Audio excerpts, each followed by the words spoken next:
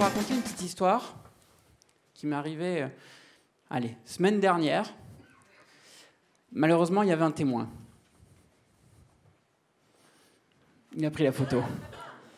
Alors, rigolez pas, parce que c'est arrivé à chacun d'entre vous dans la pièce. Je vais vous l'expliquer. Le monsieur au milieu, donc, c'est notre entreprise, notre cliente, ou notre client, et puis notre concurrent.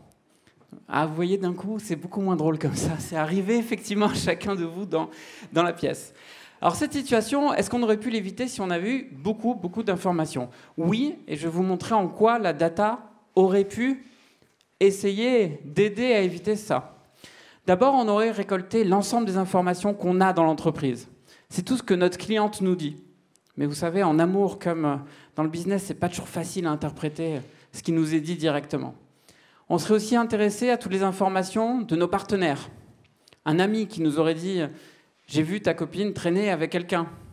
Il peut se tromper, il peut mentir, ça ne peut rien vouloir dire, mais c'est une information intéressante à avoir.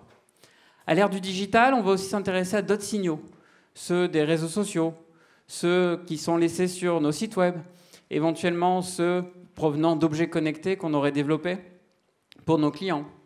Et avec cette masse d'informations, on va chercher à comprendre une situation, à comprendre ce qui se passe, voire à prédire cette situation. Et donc, j'aurais jamais toléré cette situation-là, puisque quelques semaines avant, j'aurais prédit qu'elle allait arriver, voire à solliciter une action pour ne pas que ça arrive. Donc, peut-être que quelques jours avant, j'aurais offert des fleurs à ma cliente, par exemple. Je ne suis pas sûr que ça aurait suffi, mais bon, on aurait essayé, en tout cas comme ça, j'aurais pu faire quelque chose.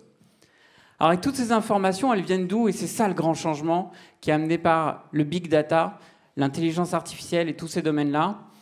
Eh bien, ils viennent de là. Tous ces changements, ça vient de la transformation digitale qui a déjà été évoquée. Si on la prend au sens strict du terme, c'est finalement l'action de transformer quelque chose qui se passe dans nos vies, un élément physique, en un élément numérique, en des octets, en de la data. Et cette transformation digitale qui crée et qui amène énormément d'informations en temps réel, de plus en plus sans même qu'on ait une action à réaliser. Les objets communiquent par eux-mêmes sans même qu'il y ait une action humaine. Et c'est tout ça qui donne autant de valeur à la data depuis quelques années.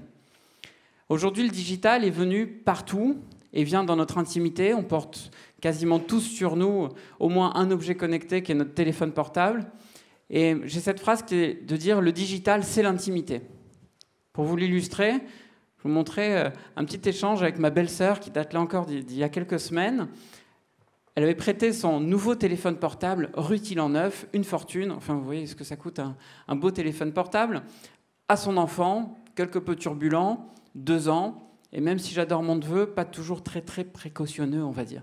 Et son portable était sans coque, sans aucune protection. Je lui dis, mais tu n'as pas peur pour ton portable? Enfin, avec le prix que tu l'as payé, et t'en es contente, il peut lui arriver quelque chose quand même.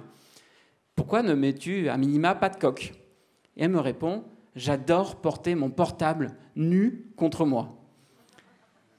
Alors, je vous rassure, il n'y a pas de fétichisme de la part de ma belle-sœur. Tout va très bien dans la famille, mais cette phrase est extrêmement révélatrice. Le digital, c'est l'intimité. Elle m'a sorti cette phrase tout à fait spontanément et ça montre à quel point le digital est venu dans notre vie, vient contre nous, nous accompagne, vient avec nous et on n'en est encore qu'au début. Vous savez qu'on parle de la vague des wearables, donc ces vêtements qui sont connectés et qui vont ramener de l'information sur nous en temps réel et qui vont nous amener aussi de nouveaux services en temps réel. Alors avec tout ça, avec toute cette masse d'informations, eh bien, il va falloir en faire quelque chose et c'est là que le machine learning, c'est là que l'intelligence artificielle, dont on a déjà parlé hier notamment, intervient. Alors pour vous l'illustrer, il y a un grand principe qui permet d'apprendre aux machines, qu'on appelle le principe du chien de Pavlov. Alors je vous présente Monsieur Pavlov, son chien, et la manière de l'éduquer est très simple. Quand le chien a un comportement qui est correct, on le récompense. Quand il a un comportement qui n'est pas celui attendu, on le punit. Et bien là, on va faire exactement pareil avec les machines. On va prendre l'exemple d'un algorithme assez connu, qui est celui de Amazon, où quand vous achetez un livre, ils vous en proposent immédiatement un autre qui va correspondre à vos goûts. Comment ça fonctionne? L'algorithme crée automatiquement ce qu'on appelle un grand arbre de décision avec toutes les possibilités et les millions de possibilités de livres à vous proposer en regard de celui que vous avez déjà acheté et il teste. Mais sauf qu'à chaque test, il regarde si la proposition vous convient ou non. Donc par exemple, vous achetez un livre de Marc Lévy. il vous propose un grand auteur russe, Tolstoï. Et il regarde. Est-ce que ça ramène des ventes en plus? Oui, non. Ah, pas très souvent. Bon, on va essayer autre chose. Un auteur américain, Philip Roth. Est-ce que ça marche? Oui, bof. On va tenter un auteur des plages d'été, Guillaume Musso. Bingo! Là, ça marche. Et le machine learning sait apprendre ça. Et aujourd'hui, le métier des informaticiens est en train de beaucoup évoluer avec les data scientists, puisqu'un informaticien, jusque-là, disait à la machine quoi faire dans quel cas, et en devant prévoir tous les cas qui allaient arriver, alors qu'aujourd'hui, un informaticien devient un éducateur, un éleveur de machines. Il apprend à la machine à elle-même apprendre ce qu'elle doit faire dans une situation donnée. Donc évidemment, ça amène une richesse incroyable. Et je vous donne la suite de ma phrase. Je vous disais tout à l'heure, le digital, c'est l'intimité, et la data, c'est l'intelligence. Donc si on arrive à faire les deux, on va créer énormément de valeur et on va se doter de capacités qui sont immenses. Alors on lit beaucoup de choses sur l'intelligence artificielle. On parle de cas qui paraissent être de la science-fiction. Mais moi, ce que je vais vous montrer, c'est qu'on a déjà énormément de valeur à tirer de ces technologies-là.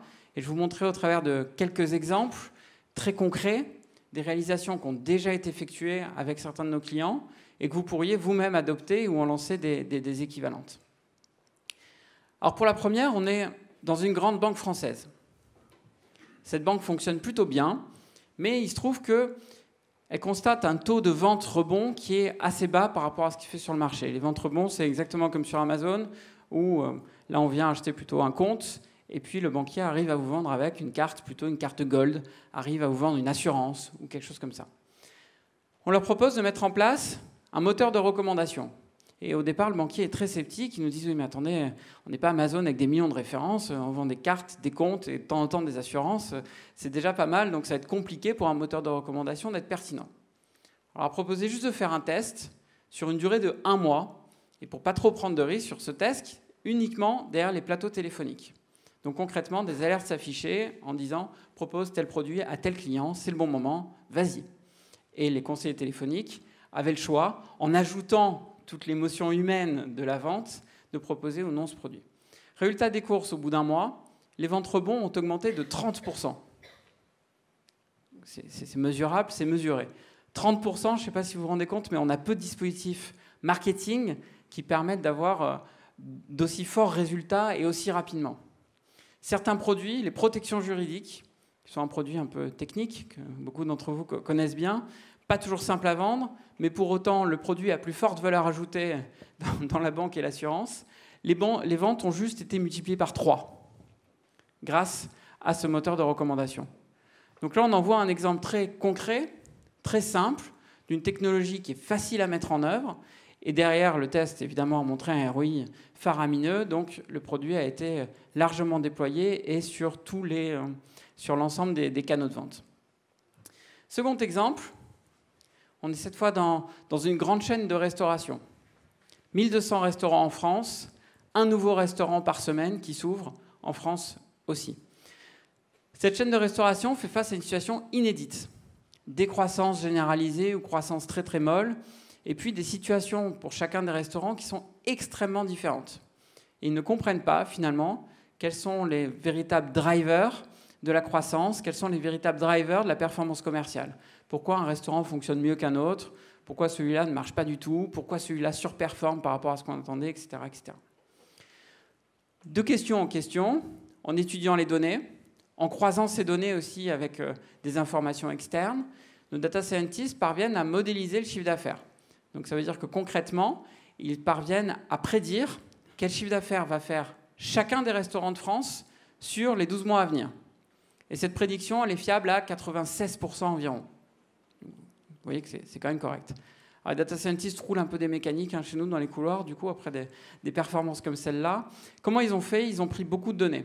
Énormément de données provenant des restaurants, leur composition, leur surface, le nombre de personnes qui travaillent dedans, l'ensemble des tickets de caisse, l'ensemble des investissements qui sont réalisés, l'ensemble des publicités qui sont réalisées.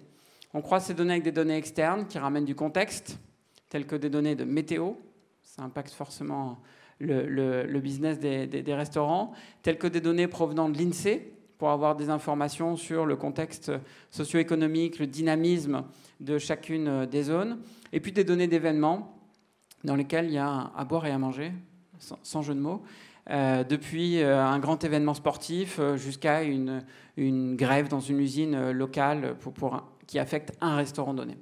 Et donc avec tout ça, on parvient à prédire ce chiffre d'affaires. Au-delà de ça, il y a de véritables surprises. La chaîne nous dit, attendez, il y a un restaurant qu'il ne faut pas bouger, lui il est parfait, prenez-le en exemple, c'est notre plus gros de France. On y regarde et on se dit, c'est bizarre parce que pratiquement tous nos indicateurs sont plutôt dans le rouge. Donc c'est un peu étonnant. Et nous, notre prédiction montre que vous pourriez réaliser 2 fois plus de chiffre d'affaires sur ce restaurant que ce qu'il réalise actuellement. Alors là, une petite stupeur, de l'étonnement.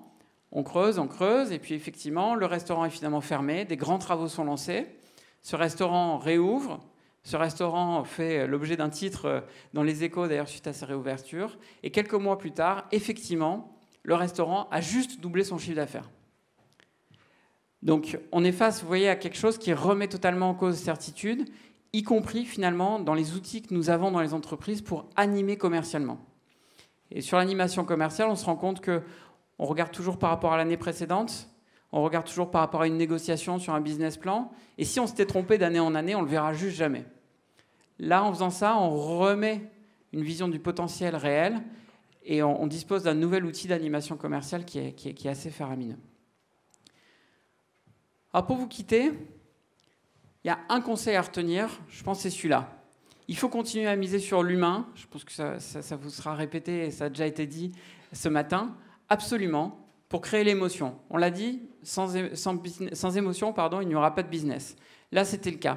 Dans la banque, on s'est beaucoup appuyé sur l'humain pour conclure les ventes, évidemment. Et ça, c'est encore quelque chose qu'on n'a pas réussi à donner aux machines et ça va certainement prendre encore beaucoup de temps avant que les machines sachent véhiculer l'émotion.